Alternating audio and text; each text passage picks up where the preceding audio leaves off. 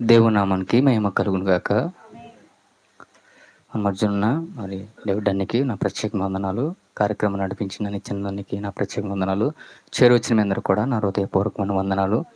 దేవుని మహాకృపను బట్టి దేవుడు చక్కటి వాతావరణాన్ని, చక్కటి అవకాశాన్ని మరలా నూతనముగా ఇలాగ తాడుకోళ్ళ ప్రాంతంలో చక్కగా ప్రారంభించడానికి దేవుడు చక్కటి కృప చూపించాడు.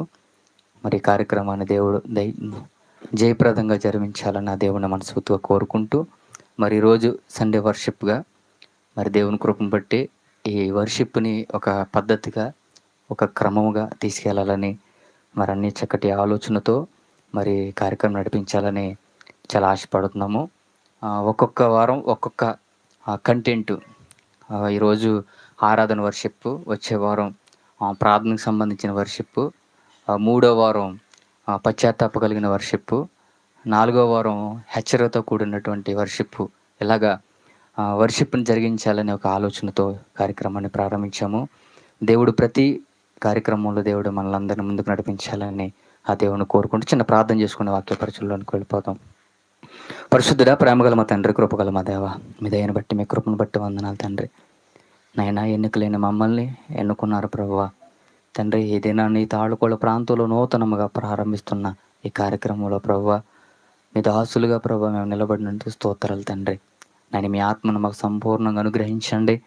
నేను మాకు ఏ మాటలు అయితే అవసరమో ఆ మాటలు మీరు మాతో మాట్లాడి మమ్మల్ని బలపరిచి ముందుకు నడిపించమని, నేను ఈ కార్యక్రమం నానాటికి అభివృద్ధి పరుస్తూ నేను అనేకమైన ఆత్మల తండ్రి మీ సన్నిధికి నడిపించడానికి గొప్ప మార్గాన్ని తండ్రి సరళం చేసి ముందుకు నడిపించమని, నిలబడిన నాకు కూడా మీ పరిశుద్ధాత్మ సహాయాన్ని మెండుగా అనుగ్రహించమని త్వరగా రానయ్యున్న యేసుక్రీస్తు నామమున ప్రార్థించి బ్రతిమలాడి వేడుకుంటున్నాం మా కన్న తండ్రి, ఆమేన్. దేవుని కృపను బట్టి ఈరోజు ఒక విషయాన్ని మనందరం తెలుసుకుందాం. ఆరాధనకు సంబంధించింది. చాలామంది ఆలోచనలు, ఎన్నో సంఘాలు ఉన్నాయి, ఎన్నో ఆరాధనలు ఉన్నాయి. మరలా హాస్పిటల్లో ఒక్కొక్క ట్రీట్మెంట్ అనేది ఉంటుంది. ఇక్కడ తగ్గకపోతే ఇంకొక చోటుకి వెళ్ళి ఉంటుంది, ఇక్కడ తగ్గకపోతే ఇంకొక చోటుకి వెళ్ళి. అలాగే సంఘాలు ఎన్నున్నా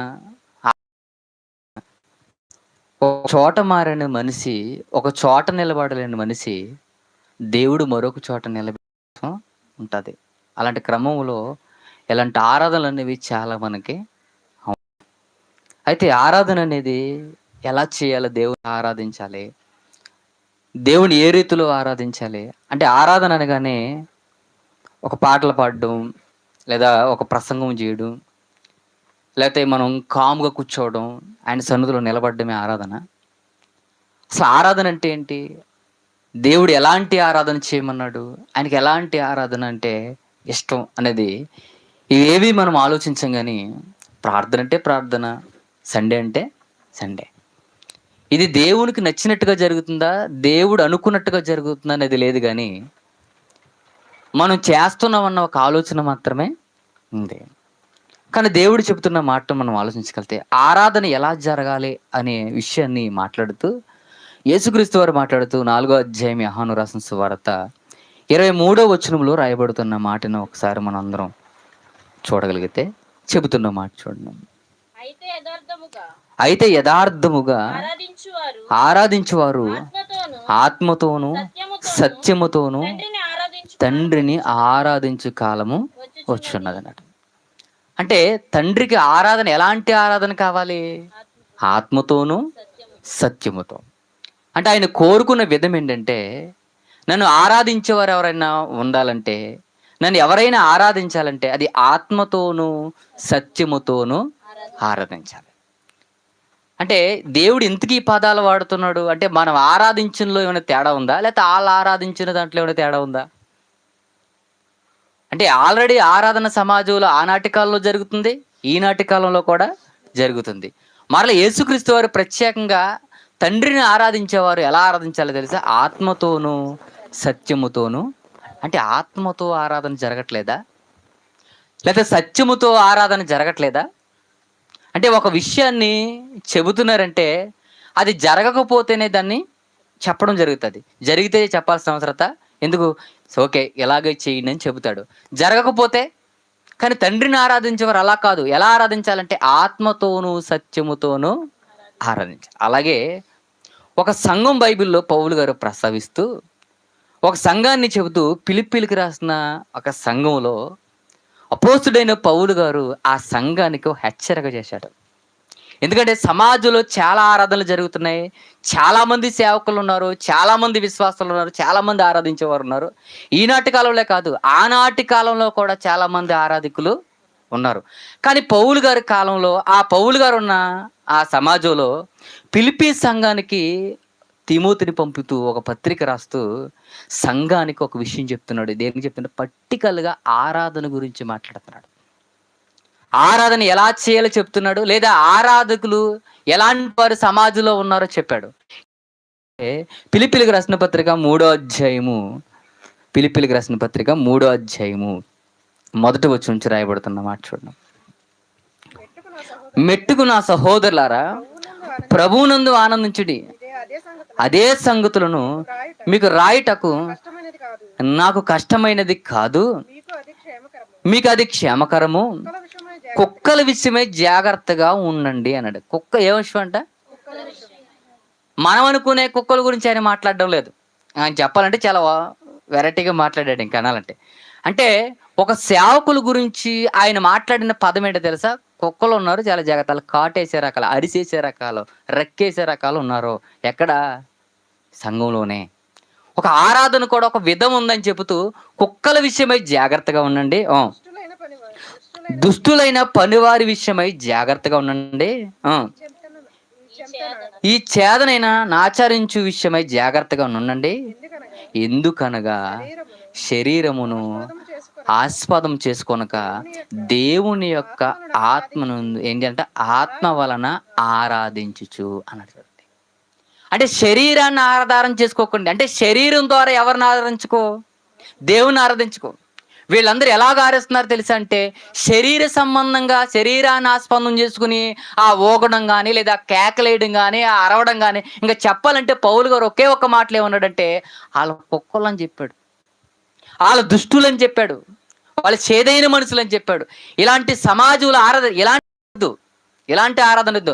ఆయన ఆరాధించాలంటే ఎలా తెచ్చా? ఆత్మతో ఆరాధించడానికి ప్రయత్నించి. ఎందుకంటే వీళ్ళందరూ మనుషులుగా శరీరాన్ని ఆస్పందం చేసుకున్నారు, శరీరాన్ని చూపించడం నేర్చుకున్నారు, శరీర తత్వంతో చేయాలనుకుంటున్నారు. కానీ ఇలాంటి ఆరాధన వద్దు. మీరు ఆరాధిస్తే ఎలా ఆరాధించాలో తెలుసా? పూర్ణముగా ఆత్మతో తండ్రిని ఆరాధించాలి. మీ ఆరాధన జరగాల్సిన విషయం ఏదైనా ఉందంటే అది శరీరంతో జరగకూడదు, ఆత్మతో జరగాలి. ఆత్మతో జరగాలి తప్ప శరీరంతో మాత్రం ఆరాధన చేయకండి. అంటే శరీరంతో ఆరాధించేవారు ఉన్నారంటే ఉన్నారు. ఇప్పటి కాలం కాదు, చరిత్రకి వెళ్ళిన వెనకాలను కూడా చాలా మంది ఉన్నారు. ఒకరు కాదు, ఇద్దరు కాదు, వేల సంఖ్యలో ఉన్నారు. ఏ రకంగా అంటే శరీరాన్ని ఆస్పందం చేసుకుని ఆరాధించేవారు ఉన్నారు. ఈరోజు సంఘాల్లో చూడండి ఎలాంటి వక్రీకరమైన ఆరాధనలు జరుగుతున్నాయంటే, చాలా చెప్పాలంటే అవి చూడడానికి కూడా చాలా భయంకరమైన విషయాలు జరుగుతున్నాయి.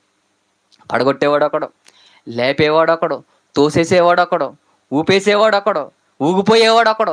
అంటే రకరకాలమైన ఆరాధనలు ఈ సమాజంలో. ఇదేంటిది?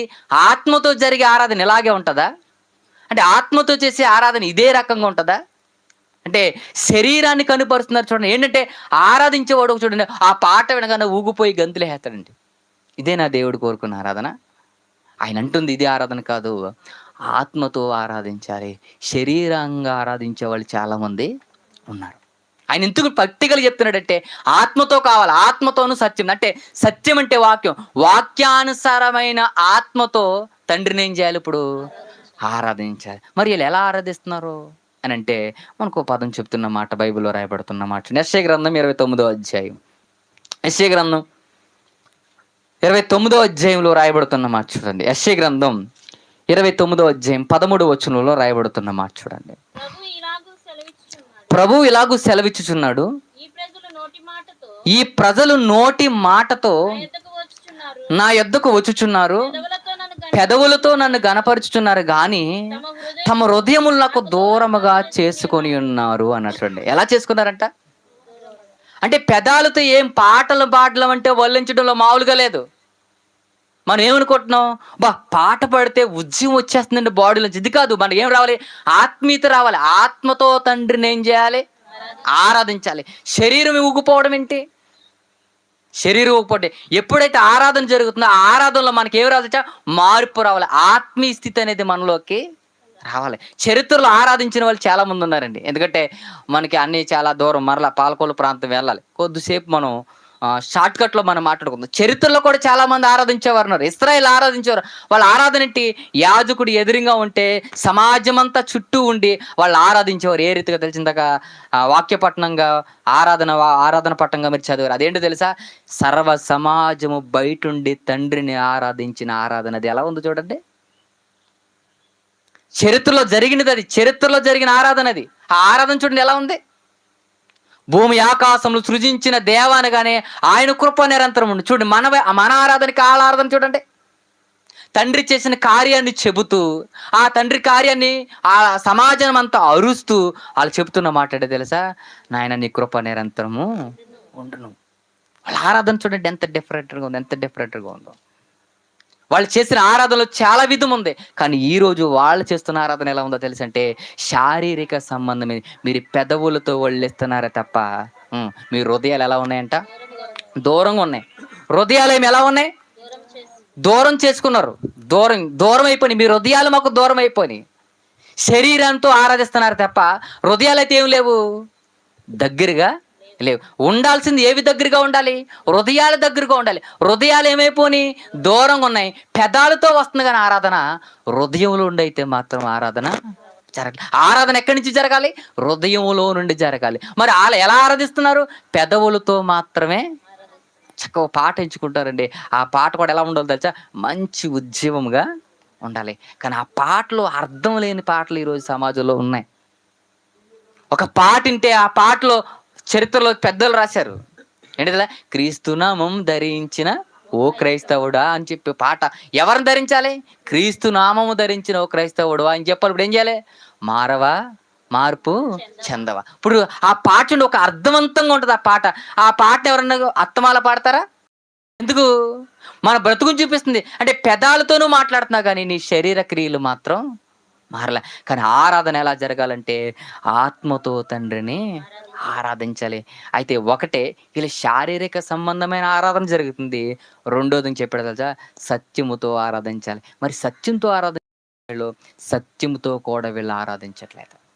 ఒకటి శారీరకమైన ఆరాధన, రెండు సత్యము లేని ఆరాధన చేస్తున్నారు. ఎందుకు అలా మాట్లాడతారంటే కింద రాయబడుతున్న మాట చదవమ్మా. వారు నా ఎడలు చూపించు భయభక్తులు మానవుల విధులను బట్టి వారు నేర్చుకునినవి అన్నాడు. చూడండి, ఏ విధులు బట్టి అంటే అవి మానవ విధులు బట్టి. అంటే సంఘంలో ఒక నియమించిన విధులు బట్టే తప్ప వాక్యానుసారమైన ఆరాధన అయితే లేదు. వాక్యానుసారమైన ఒక సత్య ప్రకారంగా నడిచిన ఆరాధన అయితే కాదు. ఏ రకంగా? అయ్యగారు ఏది చెబితే అదే. మా అయ్యగారు ఎలాగ చేయమనండి, మీరు ఎలా చెప్పినా మేము చేయము. మేము ఎలాగ మా అయ్యగారు ఎలా చెబితే అలాగే. మరి ఆరాధన అలా లేదు. ఆరాధన ఎలా లేకపోయినా మాకు అనవసరం.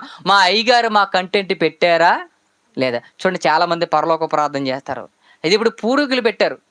ఇంకా ఆరాధన అది కరెక్ట్ కాదు. అది ఆనాడు శిష్యులకు నేర్పించిందిరా ప్రార్థన అంటే దాన్ని ఒప్పుకోరు. ఏంటి? మా పెద్దలు చెప్పారు, చేశారు, ఇప్పుడు మేము కూడా అదే పని చేయాలి. అంటే వాళ్ళు ఏదైతే నాటారో అదే తప్ప వాక్యం ఏం చెప్తుందో, వాక్యం ఎలా చేయమంటుందో వీళ్ళకి అనవసరం. మనుషులు నేర్పించిన పద్ధతిని ఫాలో అవుతున్నారు తప్ప సత్యాన్ని మాత్రం చెప్పండి. ఇప్పుడు వీళ్ళ హృదయాలు ఎవరికి దూరంగా ఉన్నాయి తెలుసా? దేవుని దూరంగా ఉన్నాయి. ఒకవేళ శారీరకంగా దేవునికి దగ్గరగా శారీరకంగా ఆరాధనకు వచ్చి చేస్తున్నారేమో కానీ వీళ్ళ హృదయాలు ఎలాగ ఉన్నాయి తెలుసా? దేవునికి దూరంగా ఉన్నాయి. ఆనాడు అలాగే ఉన్నాయి. యేసుక్రీస్తు వారి కాలానికి కూడా అలా ఉన్నాయి. ఆయన ఉన్నప్పుడు మాట్లాడుతున్న మాట చూడండి, రాయబడుతున్న మాట.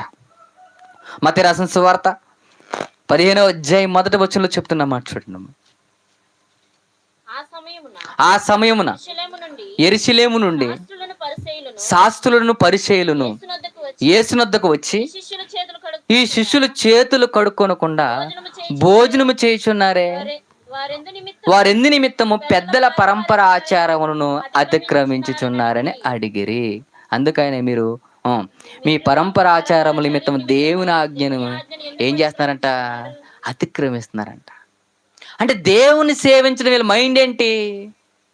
చేతులు కడుక్కొని భోజనం చేయాలి. చేయకుండా ఆ చేతులు కడుక్కోకుండా తినేస్తే ఏంటి? అపవిత్రం. ఇప్పుడు ఇది ఎవరు నేర్పారు? ఇది పెద్దలు. ఆ పెద్దలు చెప్పారు, ఆ పెద్దలు చెప్పింది వీళ్ళు ఏం చేస్తున్నారు ఇప్పుడు? అదే పాటిస్తున్నారు. కానీ ఆజ్ఞను మాత్రం, ఒరే నీ తల్లిదండ్రులు సన్మానించాలంటే అదొద్దు, అది దేవార్పితం. తల్లిదండ్రులు పెట్టాల్సింది అది దేవార్పితం. నిన్ను వల్ల నీ పొరుగు వారు ప్రేమించ, ఇది లేదు. ఏంటిది? మా పెద్దలు చెప్పారు ఏమని? చేతులు కడుక్కోకుండా భోజనం చేయకూడదు. అదే ఫాలో అవుతాం అంతే. మా హృదయాలు కుళ్ళిపోయినా, కృషించిపోయినా, కృంగిపోయినా, మా హృదయాల పాపంతో నిండిపోయినా, కపటంతో నిండిపోయినా, ఏ విధంగా నిండిపోయినా మాకు అనవసరం. కానీ మా పెద్దలు చెప్పింది ఏంటి? దేహశుద్ధి, ఆత్మశుద్ధి మాకు లేదు. అంటే ఇలా ఆరాధన ఎలాంటిది అంటే శారీరక సంబంధమైన ఆరాధనలో నలిగిపోతున్నారు ప్రియులారా. ఒక శారీరక సంబంధమైన ఆరాధన లేక తప్ప ఇటు వాక్యం సత్య ప్రకారం లేదు, అలాగని ఆత్మీయ స్థితితో ఆరాధించే ఆరాధన కూడా వీళ్ళలో లేదు. ఏంటంటే శారీరక సంబంధమైనది, శారీరక సంబంధమైనది. ఇలా కావాల్సింది ఏంటంటే శరీరం. వీళ్ళు కూడా అదే కదా. ఇలా ఒక ఎపోదు ధరించుకోవడం, సమాజంలో ఒక పెద్ద హోందా కనబడడం తప్ప వీళ్ళలో కూడా ఒక ఆత్మీయ స్థితి అనేది సమాజంలో కనబడదు. ఒకటి మాత్రం గుర్తుపెట్టుకోండి, మన శారీరకంగా హుందాగా కనబడడం కాదు, కానీ మన ఆత్మీయ స్థితిలో మాత్రం హుందాగా కనబడాలి. మన ప్రవర్తనలో హుందా కనబడాలి, మన విధానంలో చక్క ఆరాధన కనబడాలి, మన మాట తీరులో ఆరాధన కనబడాలి, ఇంక్లూడింగ్ మన జీవిత విధానంలోనే ఒక దేవుడికి ఆరాధన అనే ఒక క్రియేట్ మనలో కనబడాలి. వాళ్ళు చూడగానే ఒక వాతావరణం కనబడాలి. ఏంటంటే ఇది దేవుని ఆరాధించే విధం.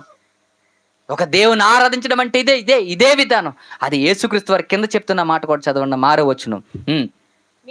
మీరు మీ పరంపర ఆచారముల నిమిత్తము దేవుని వాక్యమును నిరర్ధకము చేయుచున్నారు. వేషధారులారా, ఈ ప్రజలు తమ పెదవులతో నన్ను గణపరచుదురు గాని వారి హృదయాలు ఎలా ఉన్నాయంట? దూరంగా ఉన్నాయో. మనుషులు కల్పించిన పద్ధతులను, దైవోపదేశములను బోధించుచు వారు నన్ను వ్యర్థముగా ఆరాధించుచున్నారు అన్నాడు. చూడండి ఏమైపోతుందంట. ఇప్పుడు చెప్పండి, ఆరాధన గురించి తెలియకుండా చేస్తే అది వ్యర్థమా కాదా? వ్యర్థం. ఒకవేళ మనం అనుకుంటున్నాం చక్క పాట పాడేసాం, చక్కటి ప్రార్థన చేసేసాం, చక్క విధానం చేసాం అనుకుంటా, అది సత్య ప్రకారంగా లేకపోతే మన ఆరాధన ఏమైపోద్ది? వ్యర్థమైపోద్ది. ఒకవేళ మనకు అనిపించవచ్చు చక్కగా చేసేసాను కదా, చక్కగా అయిపోయింది కదా అనుకోవచ్చు మనం, కానీ అది దేవునికి కన్వీనియంట్గా ఉందా లేదా అన్నది మాత్రం మనం చూసుకోవాలి. ఎలా పడితే అలా చేసేది కాదు తండ్రి ఆరాధన. దానికి ఒక పద్ధతి ఉంటుంది, ఒక పడిగట్టు ఉంటుంది, ఒక విధానం ఉంటుంది, ఒక ఆత్మీయస్థితి ఉంటుంది, ఒక వాక్యానుసారమైన ఆరాధన దేవునికి చేయాలి. ఆ రోజు యేసుక్రీస్తు వారి మాట, మీరు వేషధారులరా, మీరేంటో తెలుసా, పెదవులతో గనపరుస్తున్నారా తప్ప మీ హృదయాలు నాకు దూరంగా ఉన్నాయి. మీ హృదయాలకు చాలా దూరంగానే. ఆరాధన అంటే మీరు చేసే ఈ పాట పాడి ఉద్యమం కాదు. ఆరాధన అంటే మీ స్థితిలో కనబడాలి, మీ ప్రవర్తనలో కనబడాలి. ఇంకా చెప్పాలంటే మీ ఆరాధన క్రమములో నా జీవితం దేవుడే మనకి కనబడాలి. మన ప్రవర్తనలోనూ ఒక విధానాన్ని కనబడాలి, ఒక ఆత్మీయ స్థితిలో కనబడాలి, ఒక ఆత్మీయ స్థితిలో కనబడాలి. అంటే ఇలా చేసే ఆరాధన ఏంటి? ఇప్పుడు శారీరక సంబంధమైనది. అంటే శారీరకంతో చేస్తున్నారు తప్ప ఆత్మీయ స్థితితో తండ్రిని మాత్రం ఆరాధించట్లేదు. వీళ్ళ ఆరాధన ఏంటంటే చేతులు ఊపడం ఆరాధన, పెదాలతో ఆరవడం ఆరాధన, పడగొట్టడంలో ఆరాధన, నిలబెట్టడంలో ఆరాధన, తోసేయడంలో ఆరాధన, ఊగిపోవడంలో ఆరాధన. ఈ ఆరాధనలు నేర్చుకున్నారు కానీ సత్యం ఏం చెప్తుంది, వాక్యం ఏం చెప్తుంది, ఎలాంటి ఆరాధన చేశారో ఇది సంఘానికి కానీ సమాజానికి కానీ లేదు. కొంతమంది ఉంటారు అంటే అక్కడికి వెళ్తే చాలా ఉజ్జీవంగా ఉంటుంది. అవును, ఉజ్జీవం అంటే మీనింగ్ ఏంటో తెలుసా? ఉజ్జీవం అంటే ఏంటి? చాలా ఉజ్జీవ సభలు. ఉజ్జీవం అంటే బ్రతికించటం, బ్రతకటం చెప్తున్నాడు. ఆ పాట వల్ల నువ్వు బ్రతికేవా? మళ్ళీ ఆ కాసేపు ఆ పాటలో ఊగినంత సేపే ఉంటారండి, చాలా ఉజ్జీవంగా ఊపుగా ఉంటారు. ఆ పాట అయిపోగానే ఇదేంటిది? ఆరాధన అంటే ఒక పాటలో వచ్చి వెళ్ళిపోయేది కదా. ఆరాధన అంటే నీ లైఫ్ టైం చేయవలసిన తండ్రికి ఆరాధన. అది ఎలా చేయాలి తెలుసా? ఆత్మతో చేసేది ఆరాధన. చాలా మంది చూడండి, డప్పులు కొడుతూ ఉంటే మనకు ఊపు కింద డ్యాన్స్ చేస్తారు. అది ఎప్పుడు ఆ డప్పు ఊగినంత సేపే వస్తుంది. అదే దేవునిలో ఉన్నప్పుడు మనం ఆరాధించేటప్పుడు ఆ పాట ఒక్క పాట వచ్చినప్పుడు కాదు, మన లైఫ్ టైం ప్రతి క్షణం ప్రతి చోట దేవుని ఏం చేయాలి తెలుసా? ఆరాధించాలి. అది సంఘానికి పిలిపి, సంఘానికి తీమోతిని పంపించి చెప్తున్నాడు ఏంటో తెలుసా? ఇలా చాలా దారుణంగా ఉన్నారు. నేను తీమోతిని పంపుతాను, నేను రాలేనప్పటికీ తీమోతి ద్వారా చెప్తున్నాను.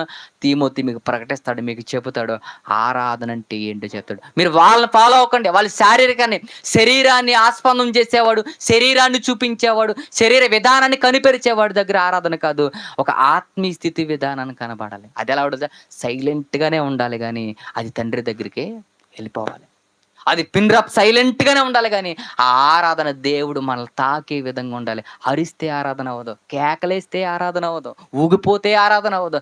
ఆరాధన అంటే దేవుడు సాక్షాత్తు ఆయన దిగిపోయే విధంగా, అది ఒక్క ఆత్మీయ స్థితిలోనే మాత్రమే కనబడుద్ది. మీరు మోకరించి ప్రార్థన చేసి ప్రభువు దగ్గర ఒంటరిగా ప్రార్థన చేయండి. మీ ఆత్మీయ స్థితి అదే. అలా ఆరాధించాలి తండ్రిని. మీరు ఒంటరిగా ఉన్నప్పుడు మీ బాధలో లేకపోతే మీ ఇబ్బందులు మీ పరిస్థితులు బట్టి మీరు మోకరించి ప్రార్థన చేస్తారు చూస్తావా, ఆ ప్రార్థనలో ఒక విధమైనటువంటి మైండ్ క్రియేట్ అవుతుంది. ఇక ప్రపంచంలో మీకు ఏది కనబడదు, ఒక్కటే దేవుడు మీ మాట.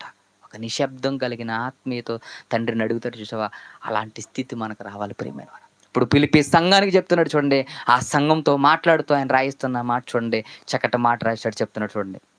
ఆరాధన గురించి ఆ విధానాలను నేర్పుతూ ఆయన చెప్తున్నమాట. పిలిపిలికి రాసిన పత్రిక 4వ అధ్యాయము 8వ వచనంలో చెప్తున్నాడు చూడండి, ఎంత చక్కటి మాటలు వివరించాడు.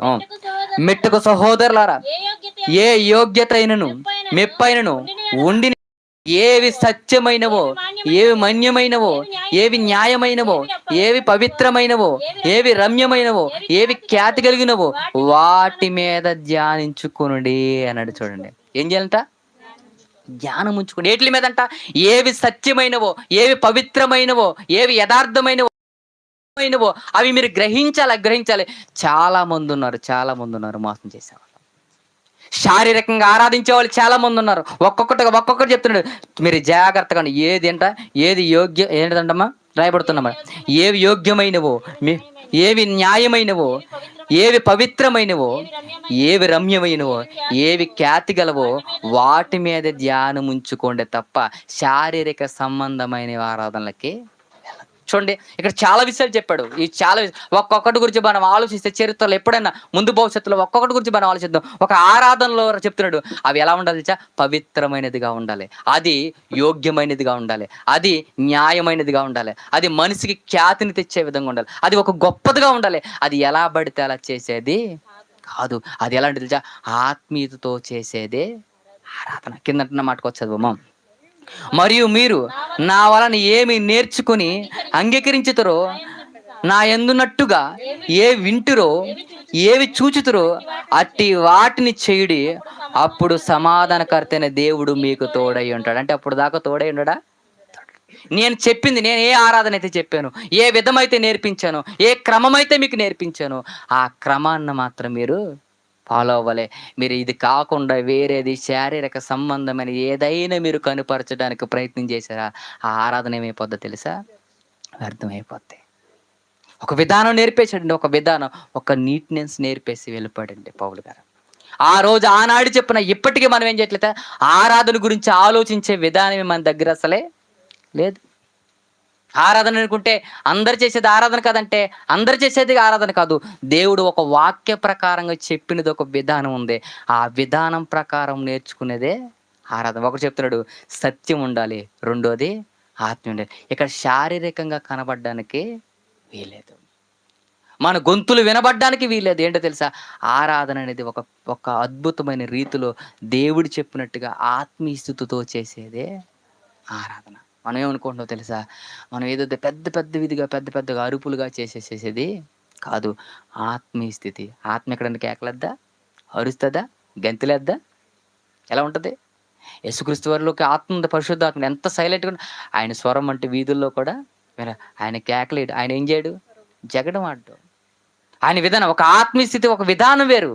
అది పిచ్చగా అరిచేది కాదు. తండ్రికి ఎలా ఆరాధన చేయాలో ఆత్మీయతగా ఉన్నవాడికి బాగా తెలుసు. మరి మనం చేసే ఆరాధన ఏంటి? శారీరకంగా సంబంధమైన ఆరాధన చేస్తున్నామా? ఆత్మీయ స్థితి కలిగిన ఆరాధన చేస్తున్నాం? ఏ ఆరాధన చేస్తున్నాం మనం? ఎలాంటి ఆరాధన చేస్తున్నాం మనం? చేసే ప్రతి దాంట్లో మనకి నేర్పు ఉండాలి, అది దేవుడికి నచ్చే విధంగా ఉండాలి. దేవుని చిత్తం అయితే ఈ ఆరాధన అంతట్లో దేవుడు చక్కటి వాతావరణాన్ని అనుగ్రహించాడు. ఇది ప్రారంభించింది మనం ఒక గొప్పగా దేవుని ఎలా ఆరాధించాలో, దేవుని ఎలా స్తుతించాలో, మన స్థితిగతులు, మన నడవడుకులు, మన ప్రవర్తనలు, మన విధానాలు, దేవుడి దగ్గర ఎలా ఉండాలో అవన్నీ దేవుడు మనకు ఒక్కొక్కటిగా నేర్పుతాడు. చక్కటి అవకాశాన్ని మనందరికీ దేవుడు ఇచ్చాడు. ఇంక చెప్పాలంటే ఇచ్చేసాడు మనకి. ఎందుకో తెలుసా? ఎన్ని సంఘాలు ఉన్నా, ఎన్ని విధాలు ఉన్నా, ఇంతకు చెప్పాను డాక్టర్లు 100 మంది. ఎందుకంటే అవును, ఒక్కొక్క డాక్టర్లో ఒక్కొక్క విధానం ఒకడు చెవు గురించి చెప్తాడు, ఒకడు నోరు గురించి మాట్లాడతాడు, ఒకడు తల గురించి హెడ్ డాక్టర్ ఉంటాడు, ఒకడు హార్ట్ డాక్టర్ ఉంటాడు, ఒకడు కిడ్నీ డాక్టర్ ఉంటాడు. దేనికి సంబంధించిన దానికి. అలాగే మన ఆత్మీయ స్థితిలో కూడా అనేక మంది సేవకులు ఉన్నారు. ఒక్కొక్కరు ఒక్కొక్క విధానాన్ని నేర్పుతున్నారు. ఈరోజు నేర్పట్లేదు సంఘాల్లో బోల్డ్ మంది చూడండి. ఒకరేమో హెచ్చరికగా మాట్లాడతారు, ఒకరేమో స్పిరిచువల్గా మాట్లాడతారు, ఒకరేమో ప్రేమగా మాట్లాడతారు, ఒకరేమో చూడండి వీళ్ళు ఎన్ని వేరియేషన్స్ ఉన్నాయి చూడండి. ఉండాలంటే అవును, ఇలాంటి సేవ సమాజంలో ఉండాలంటే అవును, దేవుడు ఎన్నుకున్న పరిచర్య ప్రేమ. అది ఎలా జరగాలి తెలుసు అంటే ఒక ఆత్మీయంగా ఆరాధన అనేది జరగాలి. అలా మనం తండ్రిని ఆరాధించే పిల్లగా ఉండాలి. అలాంటి ఆరాధన శారీరక సంబంధమైన ఆరాధన కాదు. అందుకే సమరయ స్త్రీతో చెప్తున్నాడు, అమ్మ మీ పితరుల కొండ మీద ఆరాధించి, అది కాదు ఆరాధన అంటే. ఆరాధన రాబోతుంది, ఆరాధన జరగబోతుంది. అది ఎలా జరిగిద్దో తెలుసా? ఆత్మతోనూ సత్యముతోనూ జరిగిద్ది. అలాంటి ఆరాధన తండ్రి కోరుకుంటున్నాడు తప్ప నువ్వు పెదవులతో అన్నంతరానే జరిగేది కాదు. ముందు నీ హృదయం దేవుడికి దగ్గరగా ఉండాలి. హృదయం దగ్గరగా ఉండాలి. నీ ఆత్మీయ స్థితి దేవునికి దగ్గరగా ఉండాలి. నీ ప్రవర్తన దేవునికి దగ్గరగా ఉండాలి. నీ ఆలోచనలు దేవునికి దగ్గరగా ఉండాలి. మనం లోకానుసారంగా తిరుగుతూ లోకానుసారమైన క్రియలు నడిపిస్తూ లోకానుసారమైన ప్రవర్తనలు చెప్పండి, ఈరోజు తండ్రి దగ్గర మనం ఆరాధించే ఆరాధికులకు దేవుడు అంగీకరిస్తాడా? చూడు, సమాజంలో కొందరు ఉన్నారండి, లోకానుసారంగా తిరుగుతారు. స్టేజీ ఎక్కితే వాళ్ళు గొంతు విప్పితే ఎలా ఉంటుందో తెలుసా? నిజంగా వాళ్ళని మించిన ఇంకొకరు ఉండరు అనుకుంటాం. కానీ వెనక తిరిగి చేసిన జీవితం చూస్తే ఎలా ఉందో తెలుసా? వాళ్ళ పెదవులతో ఒక దేవునికి దగ్గరగా ఉన్నారు, కానీ వారి హృదయాలు ఎలా ఉన్నా తెలుసా? చాలా దేవునికి దూరంగా ఉన్నాయి. అది కదా ఆరాధన అంటే. నేర్చుకుందాం, ఒక్కొక్కటిగా దేవుళ్ళు మనం నిలబడదాం. నిలబడి దేవుడు అంటే ఏంటో తెలుసుకుందాం. ఆ దేవుళ్ళు మనం ఎలా బ్రతకాలో తెలుసుకుందాం. ఆయన ఎలా ఆరాధించాలో ప్రతి క్షుణ్ణంగా నేర్చుకుందాం. కళ్ళు మూసుకుందాం, ప్రార్థన చేసుకుందాం. తర్వాత బాబులు అన్నయ్య ఎన్నో విలువైన మాటలు మనకు అందించిన సిద్ధంగా ఉన్నారు కనుక చిన్న ప్రార్థన చేసుకుందాం. అందరూ కూడా ప్రార్థన చేద్దాం. దయగల మా దేవ, కృపగల మా తండ్రి, మీ దయని బట్టి మీ కృపను బట్టి వందనాలు. ఇంతవరకు నైనా కొన్ని సంగతులు నైనా ఆరాధనలో నైనా కొన్ని సంగతులు మేమందరం ఆయన విన్నాము, నేర్చుకున్నాం ప్రభా. ఇంకా తండ్రి ఆరాధన ఎలా చేయాలో ఇంకా చాలా ఉంది ప్రభా. దాన్ని మేమందరం క్షుణ్ణంగా ఒక్కొక్కటిగా నేర్చుకుని తండ్రి మిమ్మల్ని ఆరాధించే మంచి విధానాన్ని మాకు నేర్పించండి. అది పెదవులతో కాదు ప్రభా, ఆత్మీయంగా మిమ్మల్ని ఆరాధించే స్థితిలోకి మేము వెళ్ళడానికి సహాయాన్ని దయచేయండి. వచ్చిన బిడ్డలందరినైనా హృదయాల్లో మీరు వాక్యాన్ని సమృద్ధిగా విత్తండి. తర్వాత భాగంలో మీ కుమారుడు నిలబడి మాట్లాడుతుండగా అన్నికి నాయన చక్కటి స్వరాన్ని దయచేసి తండ్రి మాకు కావలసిన మాటలు ఈ ఆరాధనలో ఏం జరగాలో, ఎలా ఉండాలో మరికొన్ని విషయాలు తండ్రి మీ కుమారుడు ద్వారా మాట్లాడి మమ్మల్ని బలపరిచి ముందుకు నడిపించమని త్వరగా రానయ్య యేసుక్రీస్తు నామమున ప్రార్థించి బ్రతిమలాడి వేడుకుంటున్నామా కన్న తండ్రి. ఆమేన్. అధ్యక్షుల వారికి